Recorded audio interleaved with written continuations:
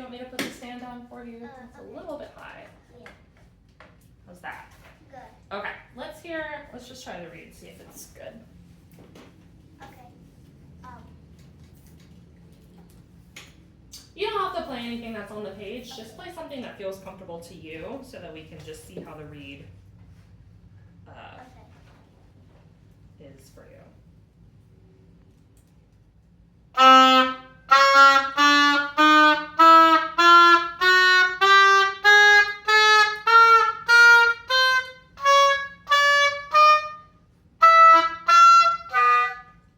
Is it a little bit open?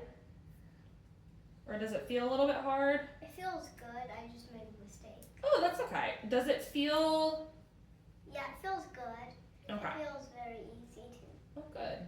Is there anything that you would change about it? No. If you could? Okay, I'm gonna change one thing about it because I can kind of sense that it might be just a little bit open. Okay. Like this? Like, it's good that you find it easy, and I can tell that you're making tone on it very well. But just because it's a little louder than we're used to, and some of the higher notes are jumping down the octave, that usually indicates to us that it's a little bit open, so I'm just gonna close it down. But good for you for making it come out. All right, can I see it for you? Yeah. Yeah, that's a tad bit open. Okay. Let's see about this one.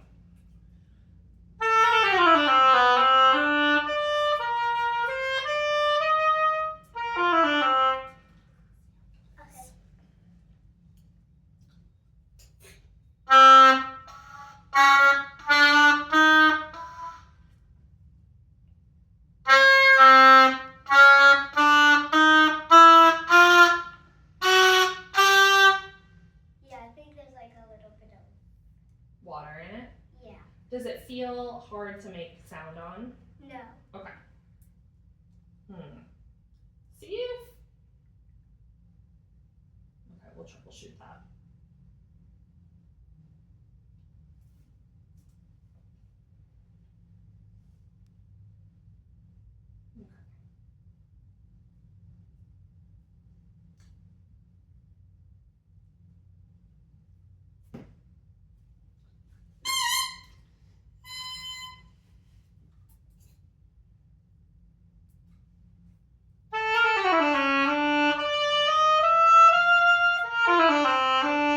Now we'll try that. Okay.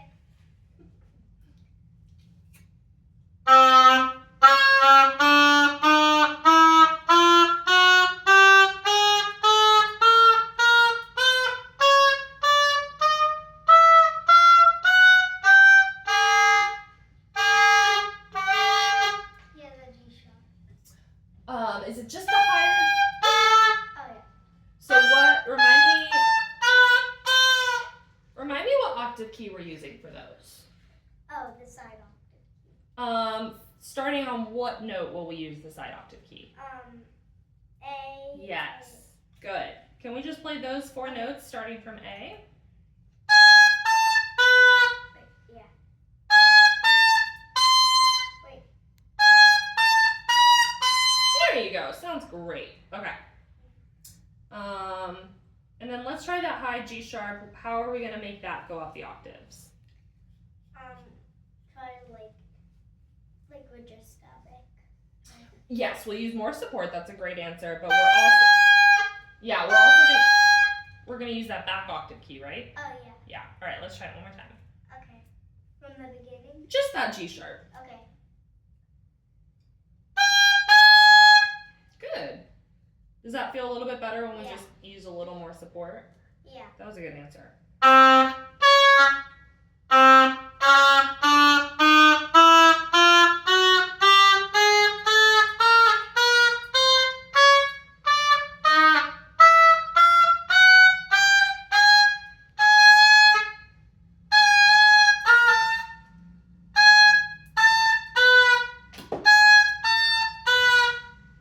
It sounds like a little bit funnier. I'm pressing like on the G, like the side octave key. Let me see it one more time. Let me see you do it.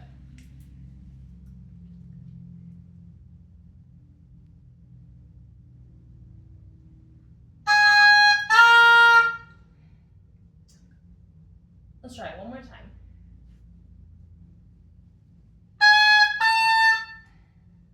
And let's go up to C. I just want to make sure that the key stays down the whole time.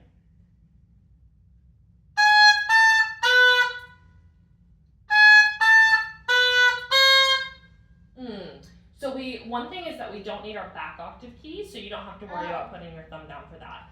But we also might need to use a bit of a different part of our throat when we're playing those really high notes, because do you get the sense that they feel a little bit smaller than the low notes?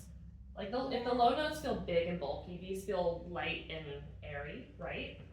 Do you get that sensation? That means that we have to use even less air up there. So if we're blowing a lot of air, there's a chance that we might be kind of overloading the note and it won't pop out where we need it to. So think about making a little less space in your mouth, maybe engaging our throat a little bit more and saying the word E instead of O. Can we try E? Okay. Try using that syllable up there and see if that helps. Okay. So what note are we playing? Yeah.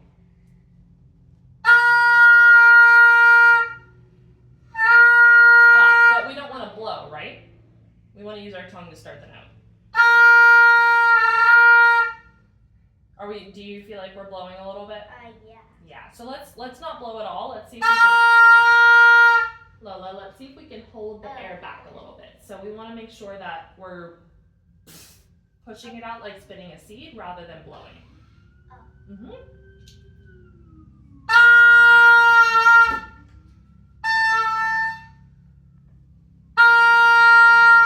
Let's try putting a little less reed in our mouth. Okay. There we go. Did that feel better? Yeah. Let's try those 4 notes, A, B flat, B, C, with less reed in our mouth. See if that helps.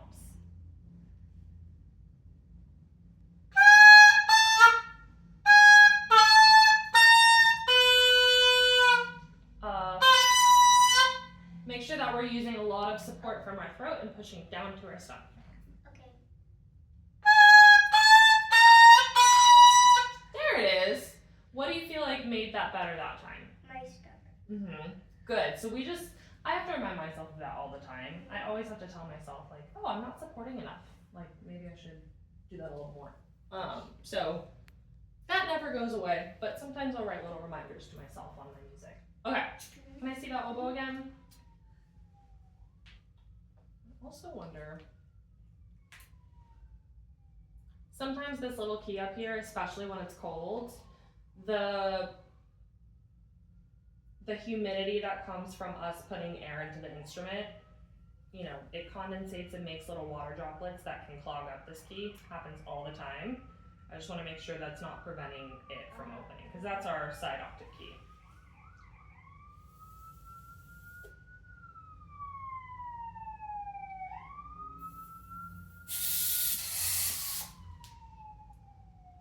There was quite a bit of water in there, so maybe that was it. Let's see.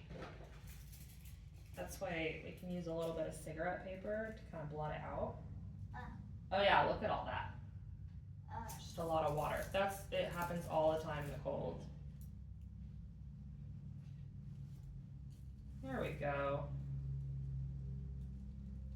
Okay, so that should definitely make it easier for you to play those high notes. Okay. All right, let's see. Which one was I gonna have you try? Probably this one. I'll have you try both of them again.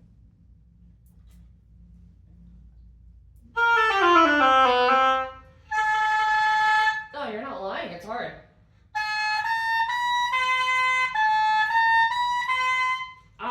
Which key is hard? It's the side octave key. When it gets kind of waterlogged, that's what causes it to not speak.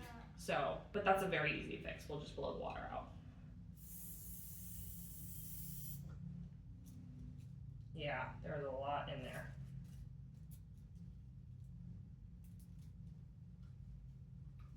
And that's no fault of, that just happens on my oboe, happens on everyone. So is this something students should know how to do, or? Yeah. So basically all I'm doing, does she have cigarette paper in her case at all? I think her dad might have. Okay, yeah. So, and you know, if not any cigarette paper you can get from anywhere is fine. So you can just put a little bit of cigarette paper here in the top, or any key that has water in it. You just put it right under that key, and then make sure that we plug all the other holes so that when we blow out, it only comes out of this hole. So we'll plug the other holes, plug the bottom, and then open up that octave key where we're gonna wanna blow it out.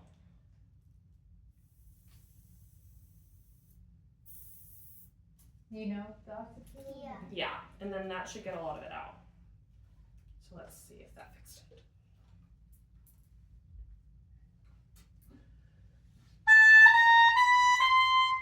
All clear. All right, you try it. See if that's any easier. Okay.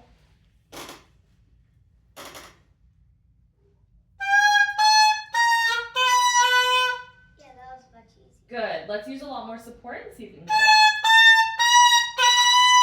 There we go. Okay, does that feel better? Yeah.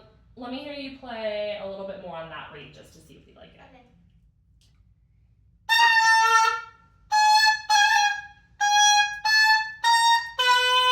Let's play something else in a different part of the range. Just play whatever you were playing before.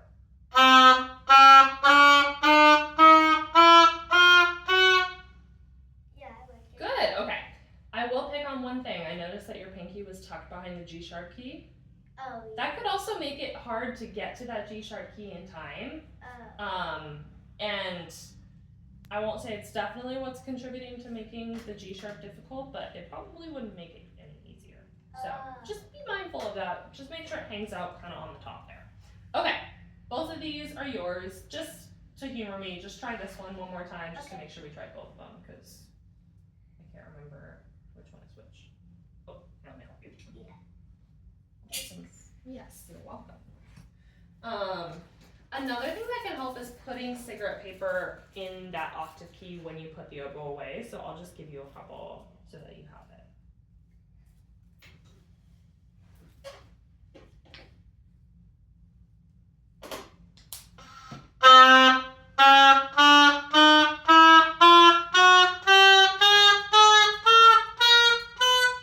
Yeah. That feels good? You sure? Okay, great. All right, let me put aquaphor on both of these, and then we will move forward with what we're doing. Oh yeah, and always make sure it's all the way in. Okay. I was about halfway out, but that's fine because it was needs a little aquaphor on it. Okay, great. Now try it. Okay.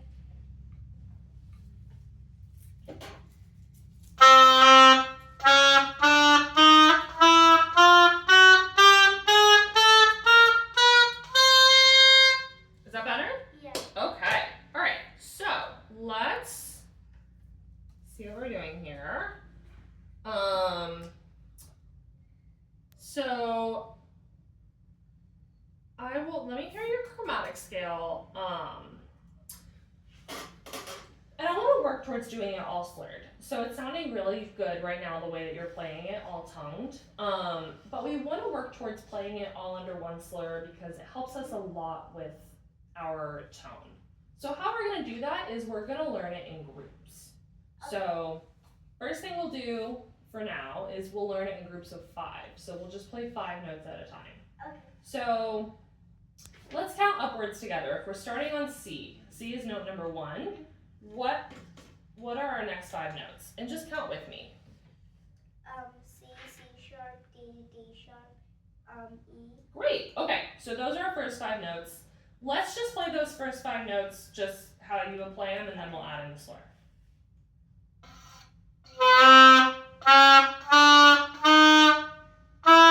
Good. Okay.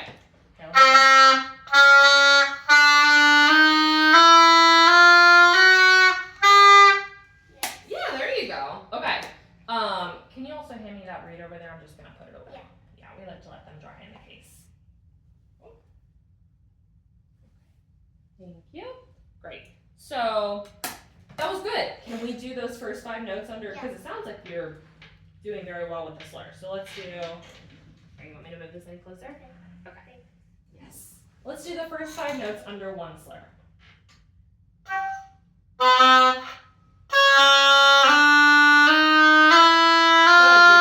Yeah, we're just going to E, right? Just our first 5 notes. That sounded very, very nice.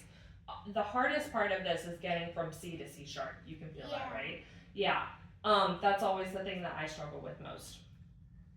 So, yes, the way that your finger is, go back to that. Yeah, that's exactly where, oops. So that's exactly where we're gonna want our finger to be because you can press both with just a little bit of movement, right? Yeah. Let's try that. Yeah. So the one thing that we need to be mindful of is that we're still covering all of the holes on our other keys. Yeah. Mainly this one. That's where we can really get tripped up. Yeah. So, good. Let's keep our hand in that position. Yeah, good. Let's just go between C and C sharp a couple times. Okay.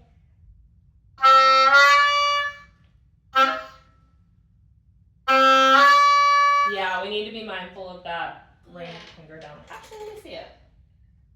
You don't have a hole on that one, so it's actually not. Be mindful of this middle finger. And let me see the other keys up here. Yeah, just be mindful of that middle finger. So let's go ahead and put our fingers where we're gonna want them to be, and then we'll factor in the C key into the equation. So let's put down 1, 2, 3, and 1, 2, 3. Okay, good. So now, and we need to, let's make sure that that middle finger, we put the full kind of fleshy part of our finger. There you go, yeah. Oh, but do you see that? Now it's open. So we wanna make sure that it's in a place where it's not gonna, there we go. That looks perfect. All right, now let's go between C and C sharp a few times. Okay.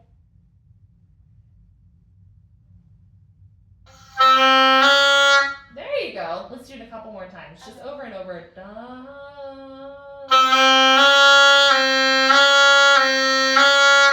Beautiful. Okay, and that's all you'll need to start your chromatic scale. Great. Yeah, I never even knew how to do that. Yeah, it's just a little trick that we have to learn so that we can play those 2 notes. And it's definitely the hardest part of that whole scale. Now you've learned it. So, let's do those first 5 notes under one slur now that you can move between those 2 comfortably. Okay? So we're just going up to E, C, C sharp, D, D sharp, E, all under one slur. Okay?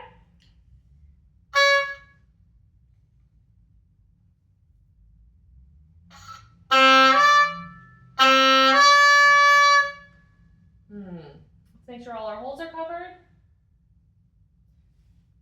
I think something that will also help with our hand position is putting this pinky where it needs to go. Oh. Because curling it up behind there kind of makes us, we have like a talon. There we go. That looks a lot more comfortable. Does that feel more comfortable? Yeah. Yeah. Be mindful of this middle finger. It's not totally covering. Oh, there yeah. you go. Okay, now let's go.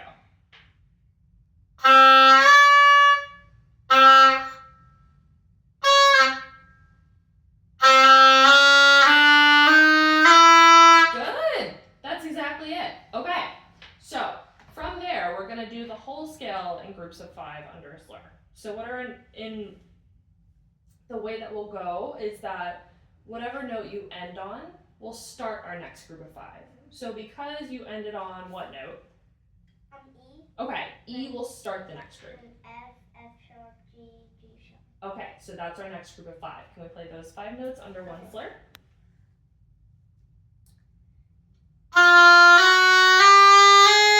We'll start on E, right? There you go. Okay, and so what will start our next 5? E sharp. Good. A sharp, B, and C. Great, let's play those 5 notes. Oh wait, Lola, what's our starting note? Oh yeah. There you go.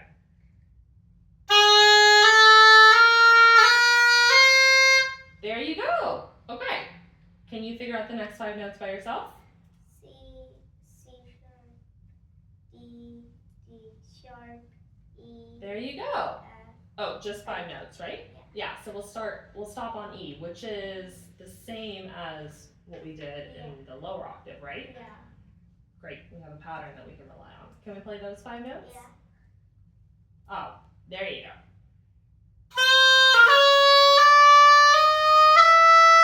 Good.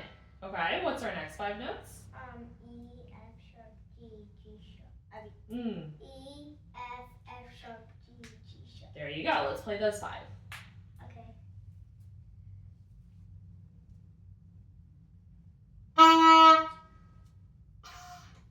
Ah, Oh, yeah. what's our finger? There you go. Yeah. Oh, yeah.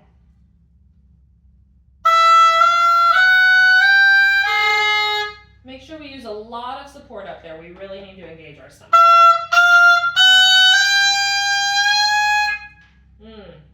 Let's try it one more time, all under one slur. The support was good this time. There you go. Okay, and then what are our next 5 notes? G sharp, A sharp, B, C. Great, let's play those. With the side octave. Yeah, good.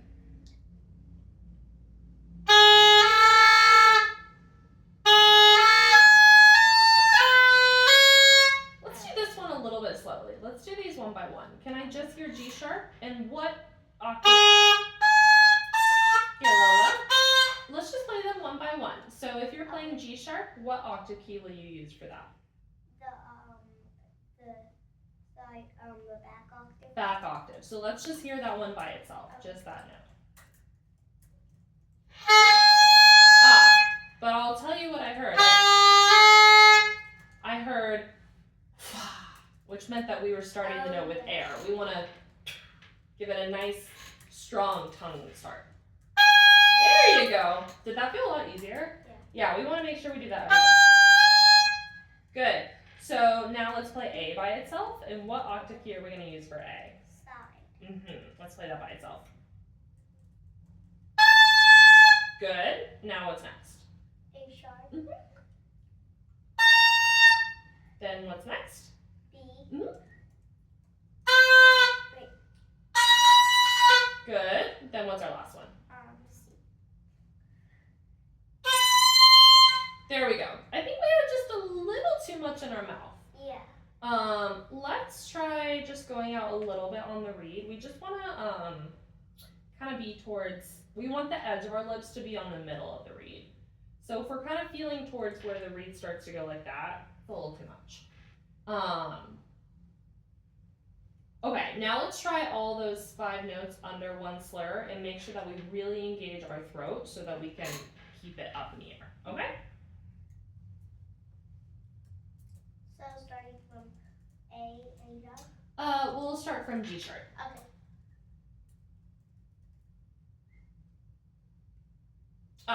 But let me tell you something about your embouchure. I see fish. Good. Oh yeah, that. It was sounding good. So if you know something that you can do to make it better, I'll trust that you can do it. Okay. Go for it.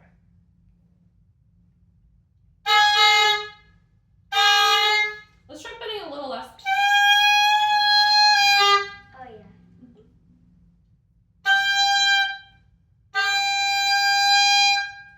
We're starting on G sharp. Okay, Lola. We're starting on G sharp, right? Yeah. Okay, let's just play G sharp by itself. Okay. And remember that we just have to press down a little harder than we usually would. Oh yeah. Good. And can we put a little less in our mouth? Yeah. Good. Now that we're familiar with starting the note, let's use the support that we are engaging to start the note to help us through every next note. By that I mean, do you feel like you need to engage your stomach and your throat a lot to start the G sharp? Okay, we kind of want to treat that. Have you ever, I have an image in my mind and I'm not sure it's going to make a lot of sense. I don't quite know what would have this mechanism, but have you ever turned like a crank or a wheel that was really hard to get going? Yeah. And in order to keep it going, you have to keep engaging your strength But once you get it going, you're familiar with the strength that it takes to do it. That might apply to something else, but that's the general idea. That's what we want to use when playing stuff like this. So the support that you need to start the note, we don't want to let it go once we've started. We want to continue it all the way until after we finish playing. Yeah. So, da. I had to still continue using my support. If I were to let it go, it would be da. It wouldn't go very far, right? Does that make sense? Yeah. So let's see if we can get a nice, well-supported start to that G sharp, and then continue supporting all the way up through the C. Okay. Let me hear your take on that. So play from G sharp and then like so. Okay. Oh yeah.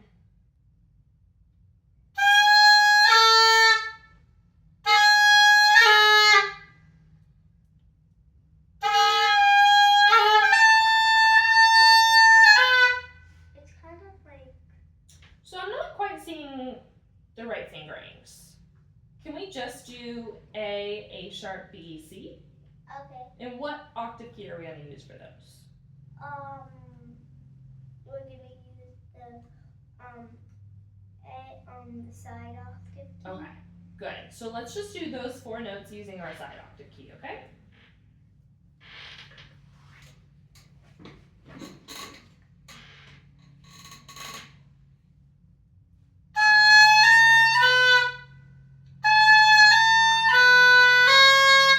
Here, let me make sure that we don't have something working against us.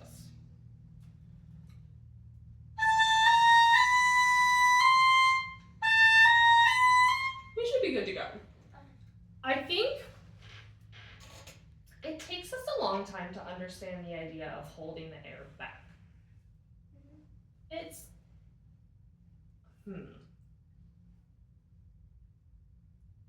imagine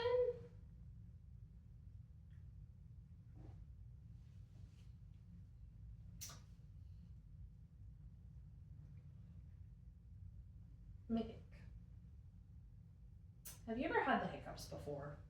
Yeah. Okay. If you have the hiccups, how do you try to stop them? Like with like I try to close my mouth. Like to keep it back? We almost try to like hold our breath in a way that pushes the hiccups back, right? It's almost like a mixture of holding our breath and swallowing. Yeah. That's kind of the sensation we're going for. So can you, just without the oboe, a couple times, pretend like you're trying to make hiccups go away and see what that feels like in your throat. Yeah. Do you feel how it engages everything from here all the way down? Yeah. It's all working together to kind of try to push something down. That's what we're going for, especially up in the high register. And it starts kind of at the top of the back of your throat, right? Yeah. Like, do you know what your uvula is? Yeah. The little thing that hangs. Yeah. That's kind of where we're starting from. So see if you can use that sensation of trying to hold the hiccups back to play those top 4 high notes. So let's start from A. Okay.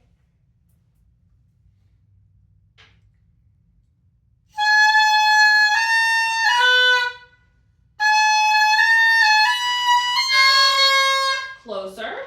I think we're using a little too much air. I think that's what's happening, is that we're overloading it. That was better. There we go. Okay, so what changed that time? Do you know what you did? A lot of stomach support. Mm-hmm. And like the pressure that I put like my stomach. Definitely. Pressure is a good word. I think so much of oboe playing is dependent on back pressure. I think it's a word that people don't use enough. I wish they would use it more. Back pressure. Trumpet players use it a lot. But I don't hear oboists using it as much as they should. But it's kind of like a real center point of our playing. Good, I like that you used that word. Okay, now all I want to do is add the G sharp onto the front of it. So keep in mind that sort of pressure that you had to use for those high notes. Use that pressure when starting the G sharp and just keep pushing that pressure up through the top. Okay. Okay?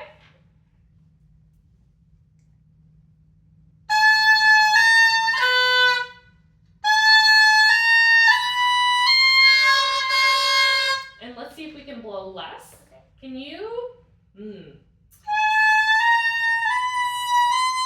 That's exactly it. Did you blow less? Yeah. Yeah. What did that feel like to you? It felt like it was like easier. Easier. Okay. Like it was easier to make the notes come out? Yeah. That's what we're always going for, right? Mm-hmm. Yeah. That's great. Okay. I think that blowing less will help you all across the oboe. Okay. Every night I fall asleep and I have my teacher's words in my head. Every lesson she would go, "Don't blow." Every lesson. And it was so, at some point I was like, make it stop. But she was right. So I'm conferring this to you. Well, you were much younger than I was when she told me that. So if you have to think about it, just don't blow. The less you blow, the better and clearer it will come out. Okay.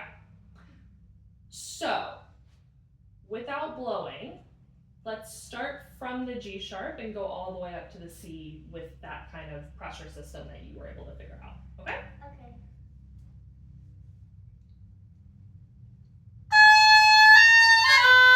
Oh, we're starting on the G sharp, right? Okay. Mm-hmm.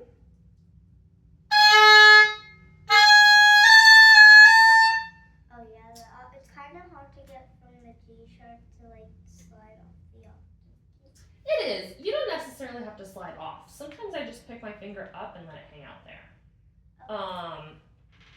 Okay. Because my I'm hearing a lot of air. Yeah. Yeah, make sure we're not blowing. But my main goal is getting to that side octave key. I kind of don't really care what happens back here. That's just a good idea. Yeah. Oh, good. Okay. Let's start from that G sharp and see if we can implement that.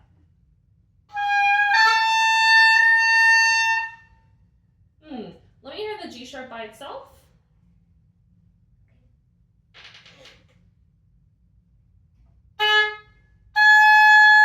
Good. Good. Okay. Now let's go just G sharp to A. Okay.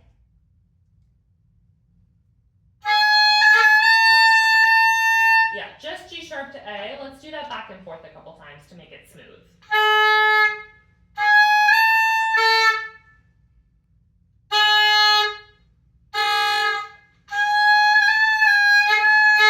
See Lola, I'm noticing the reed go really far in your mouth. That might be what's happening because, yeah. I don't know, have you ever peeped on a reed by itself without the oboe? Yeah. Do you notice that sometimes it makes a really like rattling sound where you sense a lot of pitches? Yeah. That's what we call a crow. And usually that happens when you put your mouth all the way to the thread. Mm-hmm. But that's kind of what causes that sound on the oboe, is when we're too close to the thread. That's the really interesting thing about the reed, is that so much of what happens on the reed alone reflects what will happen on the oboe. So, if I were to peep the reed without the oboe, I would want to peep it in the middle, right? So let's see if we can get that position on the reed. Let's try that on just G sharp and A, Okay. going between those two.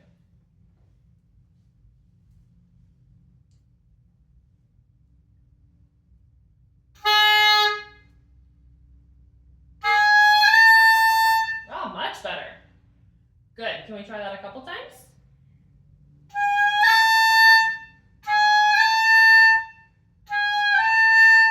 Problem solved. What do you think fixed it? Good. Like the thing you told me. Like. Which was what? Like, don't put too much reed in them. Good. Okay. Good. Okay. So let's now add on another note. Let's do G sharp, A sharp. Okay. All under one slur.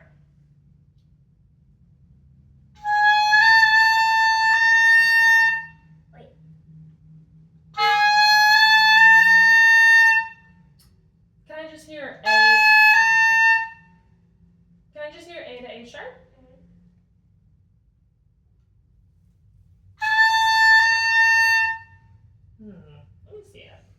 I'm not hearing enough of a change.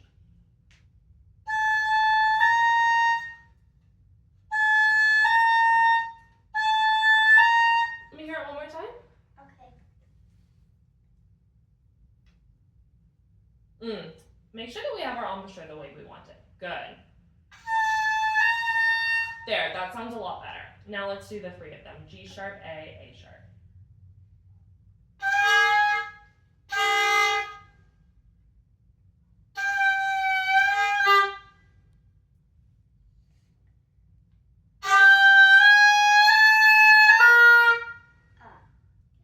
What note are we starting in? G sharp. Okay.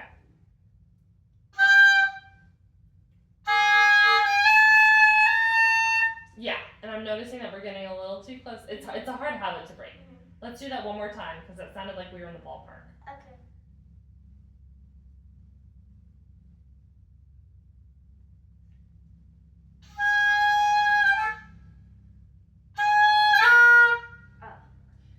One thing I'm also noticing is that we are barely on that G sharp key. We're just on the very tip of it. That's probably making it really hard. Can we try to hit it in the middle? Okay. Because I think that'll make it much easier. Yeah, use a lot more of your fingers. We're still. So Lola, what I mean is see if we can, move our finger inward. There we go. See if that's a little bit better. Oh yeah. Is that much easier? Oh, good. Okay. That must have been our problem. Yeah, if we're hitting it all the way out on the corner. So now I figured it out. That's why. Good. Yeah. Did you ever have to learn about simple machines? Yeah. I always think about a lever. Wait. A lever. I did. Yeah. That was the whole thing I did last year. Yeah. Were you in 3rd grade last year? Second. 2nd grade? Yeah, I had to do a big project on them. Of course I don't. But yeah, when you have a lever, if you put weight on one side, it'll go up. But to give yourself more leverage, you can put more weight on more of the key, so that you don't have as much weight to put down. Does that make sense? Yeah. So, okay. Oh, I forgot where. Yeah, it's time to wrap up, right? Sorry? Is it time to wrap up? Yeah. How do you feel about that? You feel good? Okay. So do you feel like you have the tools you need to do the groups of 5 at home? Yeah, no breath. Stay in the middle and wait. Yeah, good. Okay, so you gathered a lot from what we just did. Okay, so I'm gonna have you do them in slurs in the groups of 5 at home, okay? You need help? Yeah. Okay. Thanks. Of course. So it's $60. Can I pay you via Zelle? Yeah, Or of course. I'll pay you when I get home this evening and Okay. I'll send you a text, okay? Yeah. Okay, Yeah, cool. great, thank you. Yeah. So here's your repase, Okay. that's for you. Let me just write down what we did.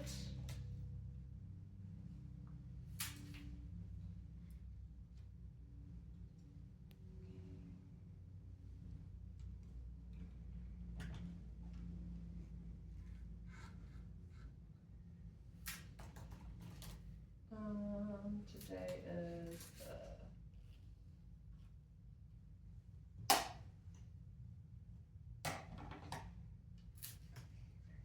24th. Okay,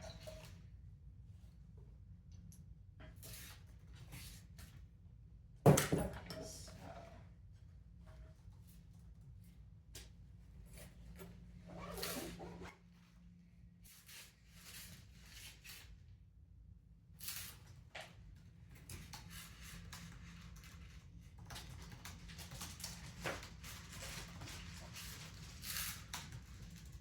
And then you said you were back December 1st, right?